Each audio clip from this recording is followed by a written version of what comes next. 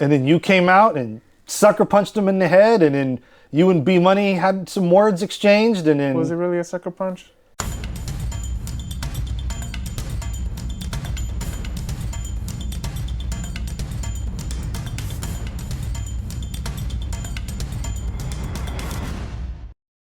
Get your backyard wrestling merch at ProWrestlingTees.com.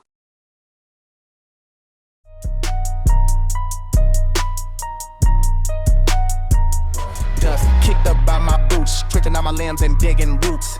Flying off the shed roof, impact sounds like thunder in the yard. Thump, broken fence post, cracked ribs and a dozen purple scars. Body slam, face plant, dirt nap. I wake up just to do it all again. Tossing, turning, burning, a local legend in a lawn chair. Then they call me Pope. They call me Pope. Heavyweight champion of the gravel road. They call me Pope. They call me Pope. Blood on the weeds where the wild things grow. No lights, no fans, no fame, just the grit, just the heat, just the game. Nobody know my name in the city. They call me Pope. They call me Pope. Heavyweight champion of the gravel road. They call me Pope. They call me Pope. Blood on the weeds where the wild things grow.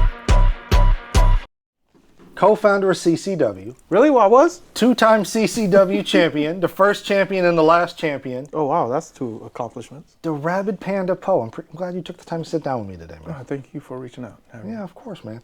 So, I got a lot of things I've never asked you and talked to you about in all the years we've known each other. And so I'm going to try and, fucking handle that right now. So, Okay. Let's go with it. I've never even asked you, what was your introduction to backyard wrestling? How did you even learn that backyard wrestling was a thing? Anthony. Yeah? Yeah, really, well, probably Brian Lee, being honest. I remember being in high school, and I always loved pro wrestling. I was always into it. I wrestled with my cousins. Good old Stealth. Yeah, loved it, man. I was into it. And then Stealth, Brian Lee, he and a few other of my classmates at Kingsley High, they would put on shows, right? Okay. So I was like, oh shit. I asked questions about it. I was like, yo, how'd you do this? Because we had another buddy, we called him The Rock. He looked like The Rock. His name was Jesse. He was a football player as well. He took this clothesline from, I think, another one of my good buddies I grew up with. His name, man.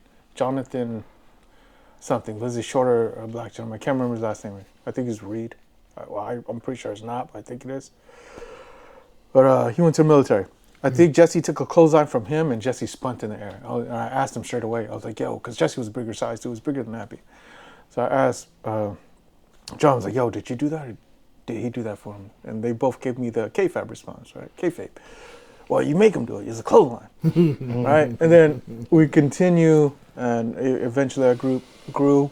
We had Ant, and I think Anthony knew you guys somehow. And then that's when he introduced me, and then you took it from there. Yeah, I met Anthony during the last period of the day. We had intro to physics together. I was recruiting like crazy my freshman year. I was bringing what I felt was the best of PWL. I showed Anthony our cruiserweight, which was Phil's little brother's friends who were in elementary school, but they were doing like swantons and hurricane ranas, and that impressed Anthony. He was like, does everybody in the Fed wrestle like this? I was like, well, they're a division, And then I managed to get Anthony to come down, and then he was like, yo, I got more guys that wrestle, a lot like I do. And he was telling me about like you, and then Soja Fat, Talon, and then C Mike. And then slowly but surely, Anthony started bringing you guys in, See, how we did it wasn't like real Fed. Like, I honestly, Ant or Tay would initiate it, or well, one of us would initiate it. I can't really blame them. By just poking at each other, right? Messing with each other. And then someone would want to grapple. And then it went from grappling to a backyard pro match. Then we would just play wrestle with each other. Right? I think we had one impromptu one day. I think it was the first time I met you two. Where we were in the back of Kennedy somehow. We were just walking. And all of a sudden, Ant was just messing with me enough. And we just started grappling. And then it turned out to be a pro wrestling match. And at the end of it, I think I tackled you. So, I was about to say, I was going to ask you if you remember the first time we met. Was that Because I remember Ant was like, Tay had wrestled for us once, C. Mike had wrestled for us once, and then Ant was like, I'm going to put on a tryout match so you can see what we all can do. And I'm like, I got a fucking open door policy. They can just show up. But he was insisting on doing this fucking tryout match behind Kennedy. And that was the first time I met you, and it was like the four of you guys doing something together. See, I don't even know it was a tryout. Motherfucker just jumped on me. Yeah. And I remember Ant, like, "Oh, dude, I'm gonna put this together, man. I'm really gonna impress you with what these guys can do." And I'm like, "Bro, they can just show up. I'm not gonna say no. Like, everybody's welcome." Yeah. You know.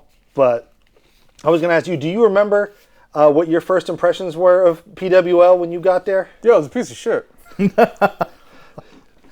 Yeah, it was horrible. It was like no one took anything serious. Everyone ran around. There were just jokes. No one listened. It's like, yo, it's not fucking structured, and you got this on video. And then there were like jokes we shouldn't have said or recorded. I knew that there were jokes we shouldn't have recorded. But then we also grew up differently. Yeah. So I didn't want to really impose how I grew up, even though I was frustrated and my frustrations were very well shown. I wasn't mature enough then. Yeah. You know, so. Yeah, no, it was very much the Wild Wild West. Like you and I attempted to do a lot of organization, but that didn't always like hold water. Like I would go and type up scripts and pitch ideas. I remember. You know, I think part of it, it was the crew I had, right? Yeah. Because I think other part of the frustration was, you knew how good Tay, myself, and Ant were, right? Mm-hmm. And we had no problem jobbing to anyone, but the people that were still there, we felt like they were not on our level, but they refused to job to us. Or they even refused to work with us at points. Yeah, that was definitely a thing with PWLs. You had two groups of people. You had the people who took it seriously and would have gone pro, and you had the people who, this is something fun to do on the weekends. Yeah. And no aspirations of going to a wrestling school. This is just something fun. And that's okay, right? But in hindsight, that's very okay. You have those two groups, and it should be able to work, right? And I just wasn't mature enough to make it happen. Yeah, I definitely remember you and Taylon being very frustrated by the PWL locker room. Yeah, fat ass and Tay. Yeah, I remember I remember. Should have called him fat ass, but yeah, Tay. Of the Sorry, camp, Ma. Of the camp that loved to just have fun, there's like one or two of them where I felt like if they wanted to go pro, there was potential. They had potential there. Like B Money is very entertaining. Yeah. And before he left, he had actually like kind of got his rhythm. And I think had he gone to wrestling school, he could have been something special. Ultimately, the way things played out, the way everyone sort of perceived how everything was supposed to go, like happened for a reason. Like I've had years to think about this. Reflecting back on what you were saying about people not wanting to like work with you. I remember one of the big things that sort of came up, the thing I heard most was they were intimidated by you and Taylon. And I was so disappointed that so many people didn't want to go in there with you guys because Anthony was sort of like I considered the first wave of like C Mike and you guys were like that new fresh injection, you and Tay. And I was everyone loved working with Anthony. You guys to me were on the same level and I was like, no, this is perfect. Y'all love working with Ant. Work with these guys too. They're amazing. But I would be lying if I said that like your height, like you and Taylon being so tall, I was afraid of heights. My big thing, like, I think the main reason I knew I couldn't go pro was like I couldn't imagine myself getting powerbombed by somebody that was like, like imagine getting powerbombed by like Kevin Nash height. I probably would I'm gonna die. But a lot of other people in the locker room were unfortunately unnecessarily nervous because if they had actually sat and gotten to know you guys a little bit better, I think they would have realized that your first goal would have been to protect them just as much as Anthony protected them in the ring. Am I wrong in that? No, I mean, we've always did our best to protect everyone, right? Yeah. Like the whole point of it is, look at the sport. It's a sport no matter what anyone says, because you're looking at people who could go into movies or whatnot, right? We have The Rock that did it. We have Cena's doing it right now. Mm-hmm. But they're doing a theater performance every week, and it's more than just once a week. That's what people don't realize. There's on average 3 or 4 house shows, right? And before you get to a taping.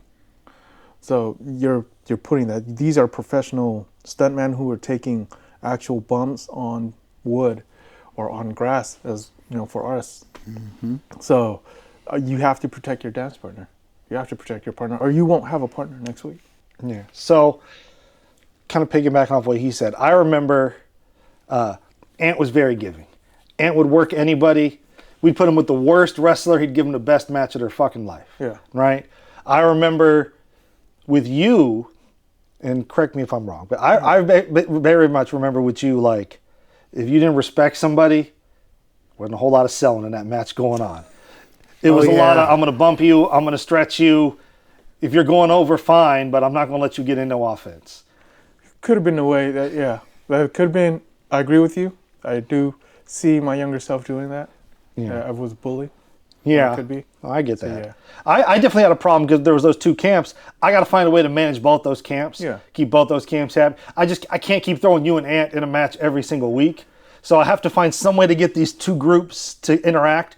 And 15-year-old me wasn't that wise, wasn't that mature. Didn't always go about it the right way. Like, looking back, I definitely would have handled things differently now than I did back then. On some level, like, honestly, you, Anthony, Nappy, Talon, and C. Mike could have just been a division. Like, any one of the belts we had, you guys could have just been vying for it, and then, like, some of the other guys vie for the other belts. There's no need to get everybody, because we had a stacked roster at the time. Well, but also you have to think about our experience at the time, right? We're seeing an NWO invasion. We're seeing WCW go into Monday Night Raw or WWE.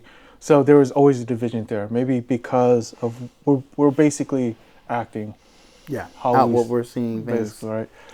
So we didn't know how to blend. We saw that division. We saw the frustration and the fighting. So we thought that was natural. We didn't know the stuff that happens backdoor yet. Or behind the curtain yet. Yeah, we're definitely figuring stuff out for ourselves. We had a lot to learn back then. Piggyback off all this. If we don't have to touch on this if you don't want to. Do you remember what happened with you and Carlos? We've always called it the crackhead incident. Yeah. Carlos. So he wrestled as the crackhead. No, I don't remember. So what I remember is you guys had shown up. Talon was in some kind of like after school program or something at the time. Somebody from that program who was like a mentor to him was supposed to be coming to my backyard to watch his match. And I remember everybody I tried to book with Talon was like, I ain't wrestling him. And you could see the fucking disappointment on Tay's face that nobody wanted to wrestle him. And so I remember being like, fuck, I'll wrestle him then. What the fuck's the problem? Tay's great, I'll wrestle him. But I remember we had like a throwaway masked mid-carder comedy match as the first match. And then you came out and sucker punched him in the head. And then you and B-Money had some words exchanged. And then... Was it really a sucker punch? Because I'm asking. Because the sucker punch is someone doesn't see it coming. Did he see it? Was he standing face to face? I think he was on the ground. Oh. He's stalking me. Why the fuck you doing that to my brother though? It's over! What? Offended. That's not I think you got in the ring and then socked him in the head while he was on the ground. Oh. And then you and B-Money exchanged words. And then B-Money called the cops and you guys left and it was a whole big thing. And that led to us having to like ban you guys from the backyard because it's like, guys, this is supposed to be a place where people come to have fun. I can't be having like the cops called over some shit. Do you remember that at all? Yeah, a little bit. Carlos now because in part because B-Money has declined doing interviews with us.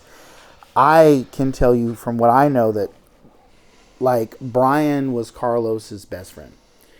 And Brian and I, talked about that incident years later since then. And he his perspective was, since he met Carlos years before, like before middle school, he's always felt like he had to take up for Carlos. Carlos is like his little brother. Okay. So seeing Carlos like decked out like that, he, naturally he's like, I'm going to protect somebody that I view as family in the only way that he knew how. He was call the cops, right? Like, but I remember when that went down, and I remember the blowback after, right? And like I remember you guys like were trying to essentially like get back in. Like Anthony was like not coming to shows, and it was like, well, Talon wasn't banned, Anthony wasn't banned.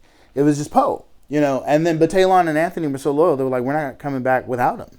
And I don't remember what I said to Anthony and Talon at the time. I do know that since then, my attitude is very much like, can't we at least get these two people to sit down and like, obviously there's a talk that needs to happen, an apology, but like that never went down. And we all know how the history actually went, So do you remember that all? Do you remember what went down? Do you remember what was going on that day? No. So, Okay. but I want to apologize. I'm no longer that person. But yeah. Honestly, also as a teenager, and I'm not trying to make excuse for this, for whatever I did. As a teenager, I was going through a lot of stuff, like I said, with the whole gang thing, and then just having to go get money a certain way. You know what I mean? Yeah. Yeah, so it was a lot of stuff. And then maybe I felt disrespected because growing up in that way, words have a very strong impact no matter what. But when you're growing up a very certain way and you say one word that's wrong, it automatically means life or death. Yeah. Right? So maybe they didn't understand that, and then maybe I shouldn't have brought that as well. No, that's fair. Right. You know, and like, I don't think any of us handled shit the right way back then. No. Yeah. You know, like we talked about that in the PWL retrospective. Is just I would do that completely differently now that I'm older and wiser. I think Tay got a bum rap because Ant had one reputation, you had a very different reputation, and people seem to lump you and Taylon together for some reason. It's because they were a tag team. And so people always was just like, oh, well, Poe won't sell for me, neither will Taylon. And it's like, yes, he fucking will. What are you talking about? So I feel bad for Tay. He got a bad rap there. I understand that. You know, I remember when you guys wanted to come back. You guys came, you, Ant, and Tay came to me. You guys wanted to come back. I had seen a noticeable drop in quality of the PWL product that I wasn't happy with. And so, you know, we talked about this. I had a very difficult choice to make because it's like if I bring you guys back. Well, I don't know about this choice. Can you touch on it? Yeah, so Yeah. obviously you had beef with B Money and Carlos over that. And so it was a whole thing where it's like, well, if I bring you guys back, you're not going to be able to coexist. So if I bring you guys back, B Money and all the guys who are just here to have fun are going to leave. Mm-hmm. So it's like both these groups can't coexist anymore. I got to pick a side. Whose side do I pick? Morally, probably would have made more sense to side with B Money because what happened wasn't right. Yes. But selfishly, as someone who's running a backyard wrestling federation and doesn't like the direction the product is taking, I made the selfish choice and was like, they put on great matches though. So I brought you guys back and they all left and the PWL product got a lot better, but there was only like 5 of us now. And then we lost like half of our roster. And the interesting thing that I pointed this out in our previous episodes, like we made no money. Yeah, we made no money. And I said, look, instead of saying good for business or for the product, can we say it was better for the art? Sure. Because really, to me, that's what we're doing is art. And like, you know, and yes, the art looked so much better. Had it been me, I probably would have said, you don't owe me an apology. You talked to Brian. You fixed that with Brian. Yeah, look, in hindsight, what I should have done is I should have reached out to B Money and been like, you know, hey, Poe and them want to come back. Can y'all hash shit out? Yeah. But I didn't do that. You know, and that's like, on me. Like, you can come back once you fix this with them. Because really, this is between y'all two, and I'm not taking sides, ultimately, to a degree. You know, I get it, but you made the decision that you felt was best at the time, and you were a team. We were all teams. And we talked about this. If I don't make that choice, if I choose to side with the guys who are just here to have fun, there is no CCW. So. That's very true. You know. I mean, you never know. They could have improved. They could have. They could have. But I feel bad because it also hurt like my friendship with B Money. So like shit's obviously squashed now, but for a long time there, we weren't really on speaking terms over that. I apologize for causing that. We were kids. We were young. Yeah. We didn't know no better.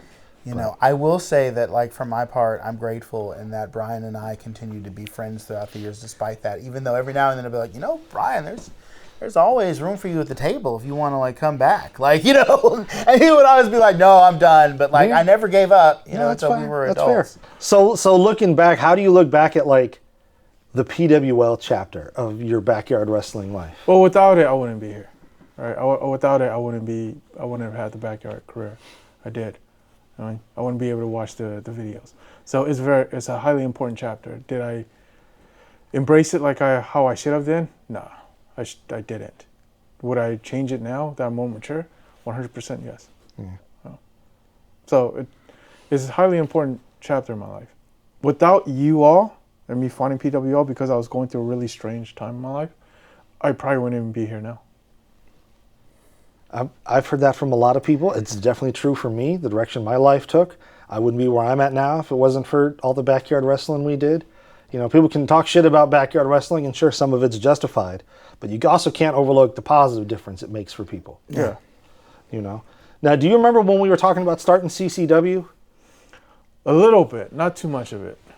Yeah, because I know, like, PWO, that chapter was closing, PWO was ending, my mom wanted her backyard back, so we decided we were going to start CCW. We're going to just wrestle at fucking parks on the grass. Do you remember what, like, your vision for CCW was? Because I know for me, I was like, well, Poe and Ant are the two best fucking wrestlers we got. They should run this with me. Like, I'm tired of it just being me running shit.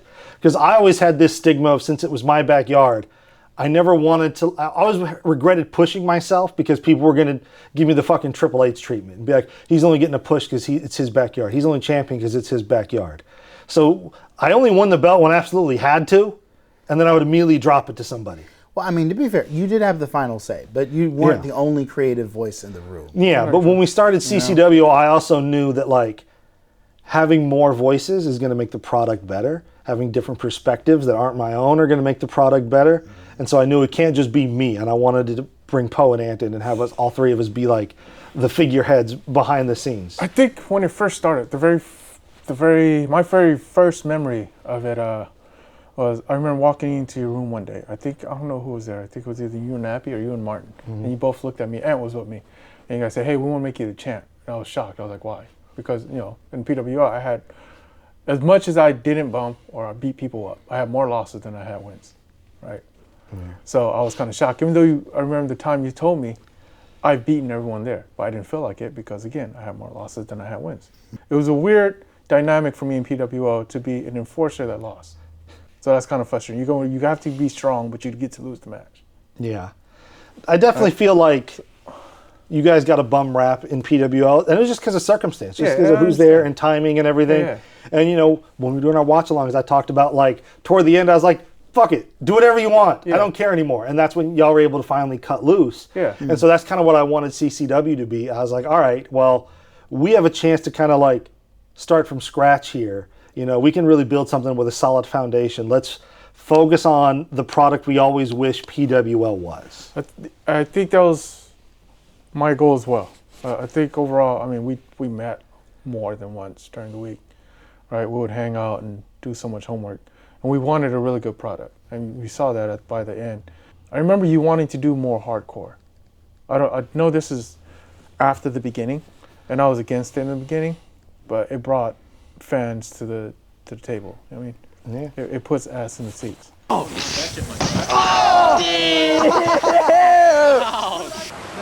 No! Oh! Yeah. And well, that's one thing I wanted to ask you is, did having an audience change your perspective on things? Eventually, yeah. I remember the first audience we had, and it was very difficult for me to do it in front of an audience, right?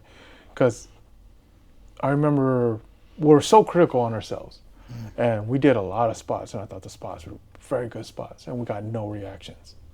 I call all challengers. Me too. Y'all want to see a good match? Come down. I hear a lot of shit talking. So then we brought hardcore in, and we started getting more reaction. But by the time we were done with CCW, we actually had wrestling fans. So I think everyone had a part to build that. But I think we got our end goal. Overall, I believe the end goal was to get to wrestling school. I think that was overall my goal, to get to wrestling school. I remember having a conversation with Jason Styles at the end of one BTW show. And I told him, and he was like, hey man, you put in the work. No one can stop me. Yeah. Right. Shout out to Jason Styles. Oh yeah, dope, shout out to Jason Styles. Yeah, Jason Styles is dope. Yeah. I saw his last match at SLW, still do great work. Yeah. Like that was definitely one thing for me, is I became very self-conscious having a crowd there watching me. Cutting promos in front of a crowd was very hard for me. Yeah. You know, because I'm naturally a shy kid. And so having to fucking cut these fiery, this Sunday at the Georgia Dome fucking promos in front of all these people was hard. But I had to do it because at the end of the day, I want the product to be good. Yes. You know? I had that match with Nappy in PWL where I jumped off my roof. I'm fucking terrified of heights. But while I'm on the roof, all I can think is, cameras are rolling.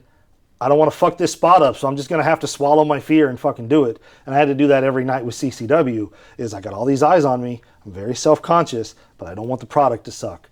And it affected, I know it affected me and also Ant, and definitely I've seen you how like we adjusted our style with how we wrestled based on what got a reaction, what didn't. What did people respond to, what did they not? Well, one of the other things we also did a lot in CCW that we didn't do, I don't think we did in PWL, we try to keep kayfabe alive as much as possible, right? Yeah. Which was kind of hard because the fans would be there when we show up. We didn't have a dressing room, basically, so if we showed up in the same car together, they had no...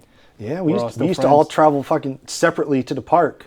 Yeah, like our schedule was like Monday, you would come to my house, we'd put on fucking Monday Night Raw. We'd call everybody and see who was coming to the show that week. And then you and me, while watching Raw, would put the card together, come up with ideas. We'll put Nappy with this person, we'll put Evan with this person. We plan shit out. And then usually like Wednesday or Tuesday, people would meet at my house. I'd throw a couple fucking stained mattresses on the ground, and we'd practice spots and go over the show for that day. And then Thursday would be showtime, and everybody would just meet at the park. They'd already know what they're doing. They don't have to go over shit. And then we could just kind of keep the heels and faces separate, and we'd do our matches, and everybody would leave separately. How did your mom feel about you guys working stuff out on the mattresses after kicking out the Fed wholesale? I often wondered. Honestly, at that point, she didn't really care because, like, I don't know, just circumstances had changed. We weren't doing it every fucking weekend. So it was a completely different beast. Mm-hmm. But I remember like we did the reunion show, the failed reunion show, and people are no-showing. We're having to rebook everything on the fly. You're a surprise. So you're like in your car down the street, and I'm having to text you like, all right, new plan. Like we're rebooking shit through fucking text messages to keep your fucking return a secret. Like also that way the fans would know. Because that moment then when you pull up and get out of the car, there's a fucking big reaction from people because they're not expecting to see you. Oh my God! Oh my God! No! No! That's something we couldn't really do in PWL. We didn't have fans. We were our fans. Yeah, pretty much. The fans definitely made us elevate our game. Yeah. Right? They had to. Otherwise, we'd have just been laughingstocks if we didn't. Oh yeah. Yeah. There's the fucking match where you left me a bloody mess. You fucking hold me up like you're goddamn Shao Kahn at the end of Mortal Kombat, showing me to the crowd, and I'm going limp because I'm bleeding from head to toe. And the whole crowd is like, holy shit! The mass carnage. Completely covered in blood. And he's not finished with him yet. The referee's not in this. Oh! I'm getting the fucking title next. Like we having moments like that, like where we're able to like use the fans. Like that's why I always go back to CCW. We did a lot of different feds, but that always holds a special place for me because we were able to create moments like that we couldn't do anywhere else. Yeah, again, I think CCW was our fed to get us ready for the pros, and then it just didn't happen. Yeah, so why didn't you go pro? Because you should have. Yeah. So I got into some trouble. I went away for a while, and when I came home, we relinked, and then I think we had some issues, and then we fell out. I think I didn't go pro most likely because we weren't together anymore. I think a lot of it was us pushing each other to be pro, and also I knew the politics at the time in the not really in the indies, but in the main event, right? At the biggest stage, there's shitload of politics. I wasn't tall enough. I wasn't big enough. AJ Styles spoke about this not too long ago in one of his recent interviews, where he felt like he wasn't big enough for WWE. I felt the same. I felt I wasn't big enough for WWE, so I went into mixed martial arts instead of pro wrestling. Now, see, what I always thought was interesting, in my mind, at that point, it's going to sound insane, but my perspective on it during that time when we were doing like AWF and then when I came back around for the underground era of CCW was there was so much potential in your TNA and your Ring of Honor and so much steam being picked up that I said, well, I understood the realities of like Vince McMahon was the land of the giants, but from my perspective, I could totally see like you, Phil, Anthony, like being big stars over TNA, ROH, New Japan. Like there was no world in my mind where like, you weren't traveling the globe and killing it everywhere you went. You know what I mean? Like, But I guess my value of those spaces was and my estimation of the value is just a little bit different than like yours, right? Because I get it. WWE is like perceived as the big prize, and I think I might have been like one of the few people in our number who was a WCW fan first, and so had a different perspective on like this whole thing of no, there's this whole world of wrestling out there, you know? Yeah, and I think a lot of it, I mean, we really think about it, a lot of it has to do with my own insecurities, right? Because you look at wrestlers like Samoa Joe, where he's not in the I can't pronounce their last name. Hawaii. Yeah, they're an Hawaii bloodline.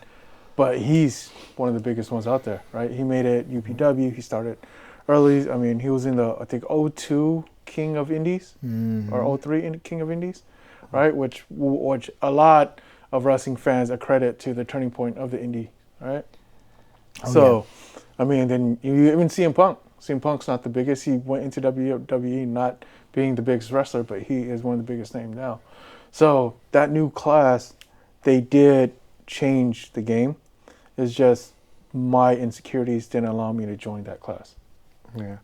And I definitely agree with what you were saying about like, as far as like having a support circle goes. Yeah. Because like we'd go to like Pro Wrestling Iron shows and we worked ring crew for BTW for one show. And the whole time we'd be in the car afterwards like hyping each other up. Oh man, did you see that shit? They ain't ready for us, right? Yeah. When I went to wrestling school, I didn't have you, I didn't have Ant, I didn't have that support circle. I was by myself. And so I'd be sitting in a car, sitting in traffic. I got bruises under my arms for hitting the ropes. My neck and ankles are killing me. My back is killing me.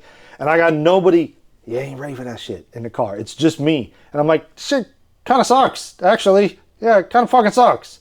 So not having that support circle definitely influenced me not finishing wrestling school. And I picked a shitty school. Should have gone to a better school. You know, if I'm being honest about like that time in CCW where you guys were together, you know, I remember I had gotten really into my other extracurriculars like debate, chess, and all that kind of stuff.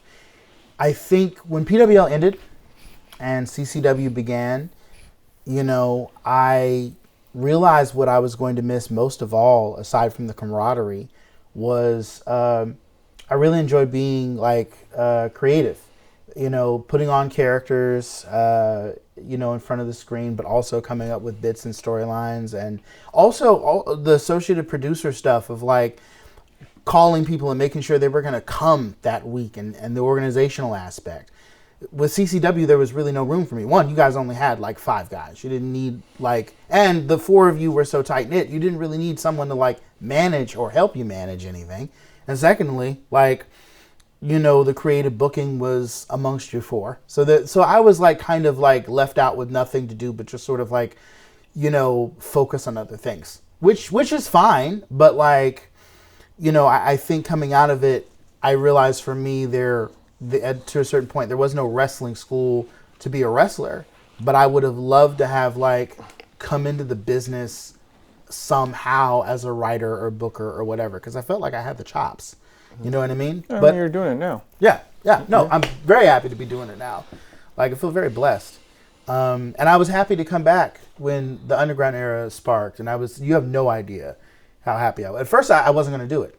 Because, like, Anthony was like, come on, you're just going to be a manager. I'm like, no, nobody wants me there. You know what I mean? Like, that was my feeling. Like, I am unwanted. I am unnecessary. It's cool. You know? And then he was like, no. You don't understand. We need you. No, you don't. You don't need me. But then he convinced me to come back. And I'm glad I came back, you know what I mean? Because I got to have one more run with some of the people that I adored during my high school tenure.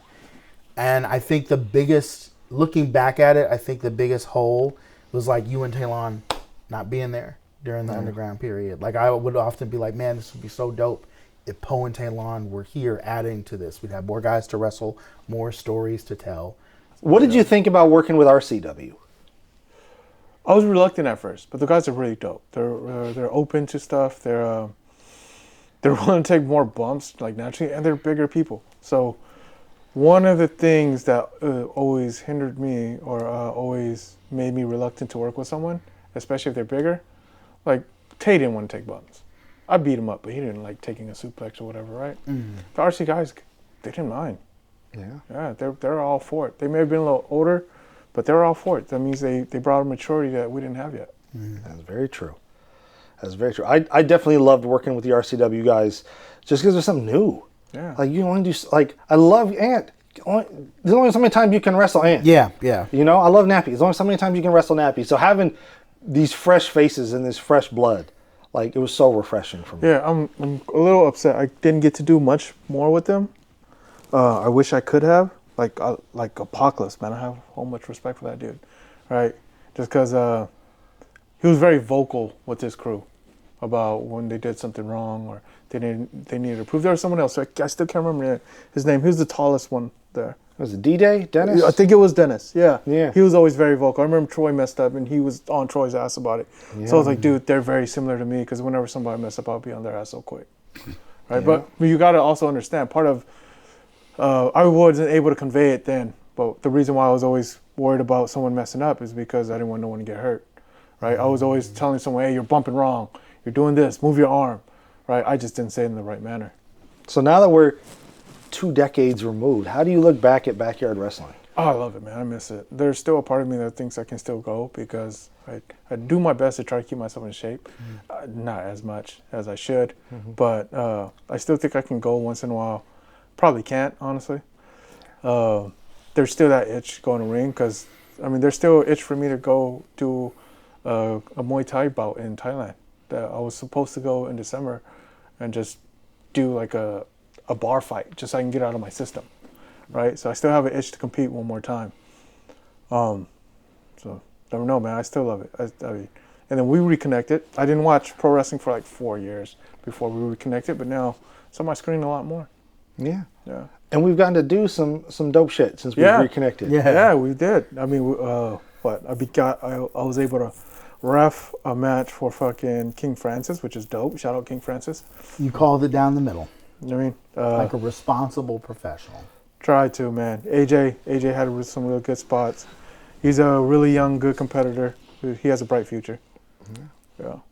Yeah, man. No, definitely. This has been dope. Paul, appreciate you taking the time to sit down and shoot the shit with us, man. Thank you so much. It's been a long time waiting. Yeah. Too long, some may argue. Wow. Well, we fixing that. We making up for lost time now. Into that. Yeah.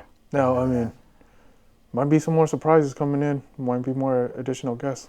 So we'll see. Hey, I love the sound of that, man.